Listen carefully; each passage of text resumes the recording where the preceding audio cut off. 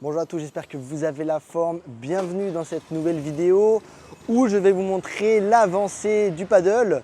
La première vidéo est disponible sur YouTube où je vous ai montré vraiment comment allait se passer les différents, le chantier, etc. Et là, on est vraiment du coup dans le cas concret. Donc je vais te montrer ça. Déjà, on a l'affiche ici. On a différentes affiches qui ont été mises un petit peu partout dans Ahmed. Donc ça permet déjà de commencer à faire de la pub. On a eu beaucoup de personnes qui nous ont demandé quand c'est que ça allait ouvrir, etc. Et en plus de ça, il y a énormément de choses qu'on a rajoutées qui n'étaient pas disponibles dans la première vidéo, qu'on a rajouté entre temps, qui vont être dispo dans le paddle. Et juste avant, je vais te montrer, j'ai acheté du coup une moto, complètement changée, nouvelle moto. Regarde juste la taille du pneu à l'arrière, qui est juste énorme comparé à ma main. Elle est incroyable. C'est une moto, une place. Le seul bémol, c'est que c'est très compliqué à conduire, étant donné que le pneu est très large à l'arrière. Quand tu tournes, c'est assez compliqué. Bref, maintenant, on va se rendre directement sur le chantard. Et du coup, nous voici sur le chantier. Et comme tu peux le voir par rapport à la première vidéo, il y a eu un énorme avancée. Il faut savoir que la première vidéo a été tournée il y a 1 mois et demi. Donc si tu as vu la première vidéo, regarde un petit peu comment est-ce qu'ils ont avancé. C'est juste incroyable. La structure du paddle est terminée. Le toit est terminé. On voit déjà les terrains de pétanque qui sont en train de sortir de sol. Pareil pour l'espace recovery. Donc je vais te montrer ça.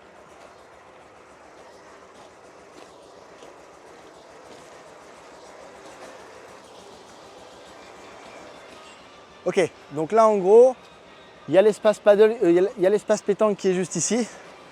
Donc les terrains commencent à sortir de terre, donc c'est plutôt pas mal. On va venir mettre ici un énorme toit en bois directement, ça va permettre de protéger des pluies. On s'est rendu compte de plusieurs soucis.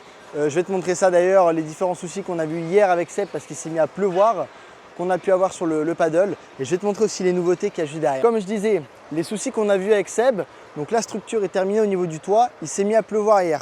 On ne pensait pas forcément avoir besoin de mettre de gouttières au niveau du toit, mais le seul souci, c'est que derrière, l'eau, elle ne tombe pas derrière le mur, mais elle va tomber sur le mur. Et du coup, ce qu'on a vu hier, c'est quand l'eau tombe sur le mur, elle vient inonder en fait les terrains. Et même si justement il y aura les vitres des terrains de paddle, ça, avec la puissance en fait de la pluie hier, ça inondait même par-dessus. Enfin, ça projetait des gouttes, c'était un truc de ouf. Pareil, de ce côté-là, on va mettre également, on est en train de voir pour mettre une gouttière, parce que du coup l'eau va tomber sur le toit des terrains de pétanque. Et le problème, c'est que ça va éclabousser comme sur le mur derrière. Donc on va venir mettre une gouttière. Le petit plus, donc là on est en train de chercher. Là-bas, on a quand même un grand espace, on ne voit pas trop, mais là où il y a le mec derrière qui est en train de risquer sa vie sur l'engin, on va aller voir ça de plus près, tu vois, c'est drôle. Là, ici, ils sont, les mecs, la sécurité n'existe pas. Hein. Donc, en gros, comme je te disais, ici, on est en train de checker pour cet espace-là, savoir en fait comment est-ce qu'on va l'aménager. Ça va être sûrement des tables, etc. pour que les personnes de la pétanque puissent venir se poser ici s'il y a des tournois de pétanque, etc. Donc c'est quand même, c'est pas relativement grand, mais il y a moyen de faire quelque chose. Et regarde un peu le danger du mec. Il y a des engrenages de partout et le mec il est pieds nus. Alors cette machine-là, ça sert à drainer l'eau, ça sert à extraire l'eau du sol pour pouvoir l'utiliser ici sur différents postes de chantier. Donc là maintenant, on va directement aller se rendre sur la zone principale où il y a eu énormément de modifications. Et putain, je vous jure, il fait tellement chaud. Oh là là, c'est un truc de ouf. Je transpire. En plus, j'ai mis un pantalon. Putain, je pensais que ça allait bien rendre en vidéo, mais c'est tellement chaud. Truc de fou. Bon. Alors, voilà, on se rend sur un peu la pièce maîtresse du projet. Bon, même si c'est les terrains de paddle. Donc là, ça y est. La piscine, alors je ne vais pas dire elle est bientôt terminée, hein. Il reste encore pas mal de choses à mettre dedans, mais ils ont plus ou moins fini, en tout cas la structure de la piscine. Ils vont surélever les murs à l'intérieur parce que c'est une piscine à débordement. Ici, ce que tu vois là, le rectangle, ça va être couvert. En fait, c'est pour les machines, donc les machines de la piscine, etc. Donc ça va être couvert et en fait, toute cette zone-là, ça va être des transats, des trucs pour s'asseoir, pour chill, etc. Ok ? Ensuite, on va descendre et je vais te montrer ça. Donc là, en fait, c'est l'entrée. Tu vois, tu as le parking en face au niveau des tas de pierres. Donc les personnes vont arriver ici, il y aura des petites marches. Et là, donc, ça va être on va dire, la zone d'entrée pour entrer sur le complexe.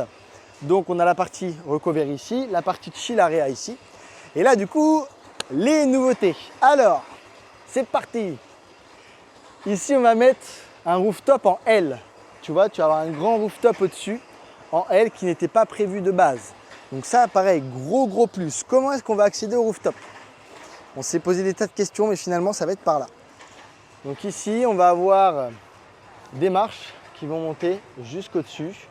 Et on va pouvoir accéder au rooftop. Pareil, truc qui n'a rien à voir, mais hier quand il était en train de pleuvoir, on a remarqué un truc avec Seb. C'est que du coup, là au niveau des pipes, tu vois, là ça c'est un Indomaret, donc c'est un shop. Au niveau des pipes ici, il y a de l'eau qui sortait. Donc ça arrivait sur le terrain. Donc ça va, c'est pris en charge par le gérant d'Indomaret qui va faire les travaux en fait pour mettre du PVC dans le sol et puis une évacuation d'eau un peu plus loin. Ok, tiens, j'ai oublié de te montrer un truc en plus super important. Donc là, on regarde, les murs sont sortis de terre. Ici, on va voir l'office. L'office, ça va être un peu vitré stylé avec sur les murs tout le merch, donc les vêtements à vendre, etc. Seb, il a eu l'idée là de mettre le logo du paddle que je t'afficherai ici, le logo en fait du complexe ici en mosaïque.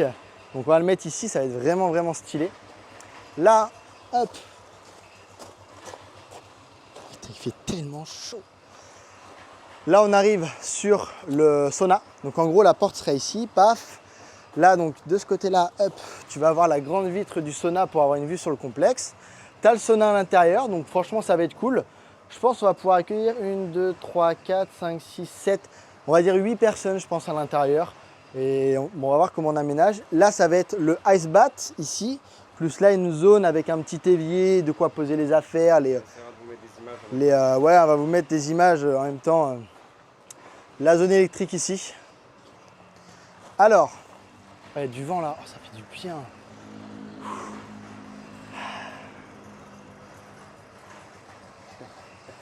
Donc là, du coup, l'espace de stockage. L'espace de stockage ici. Donc, un mur ici. En gros, la porte sera de l'autre côté. Je vais te montrer ça juste après. Pour stocker tout ce qui va être raquettes, boules de pétanque, les balles, les t-shirts. Enfin voilà, ça va être vraiment la grosse zone de stockage. Et ici, en gros, pourquoi pas mettre aussi une petite zone de stockage, parce qu'il y a les escaliers du coup qui seront en face qui vont monter comme ça. Mais peut-être une petite zone de stockage où on va stocker les barbecues, tu vois. Par exemple ici, voilà. Le but c'est d'exploiter vraiment 100% du terrain, de mettre un maximum de choses. Ici du coup, ça sera la douche.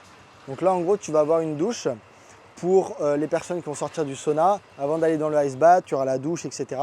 Donc douche contre le mur avec plein de végétation autour. Franchement, ça va être vraiment stylé. Et là, regarde, je voulais te montrer un truc. Donc, fais gaffe, putain, profond le trou. Hein. Tout à l'heure, j'ai marché là-dessus et c'est un trou pareil, j'ai failli tomber. Ok, donc là, en gros, donc ça serait de là en fait le stockage. Tu arrives ici, là, tu as une porte et tu as toute ta zone de stockage. Donc franchement, c'est cool, il y a de la place. Il y a vraiment de la place, donc ça, c'est top. Et donc le rooftop qui viendrait à ras le mur ici, jusqu'en haut, et ça viendrait au-dessus.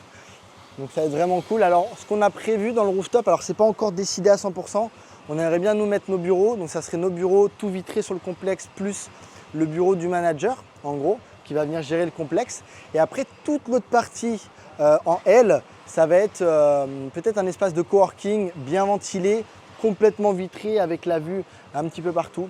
Donc ça pareil, ça va être un gros plus. Tiens, regarde d'ailleurs. Je sais pas pourquoi ils ont fait ça. Bon bah... Ouais, nickel. Voilà, gloriole.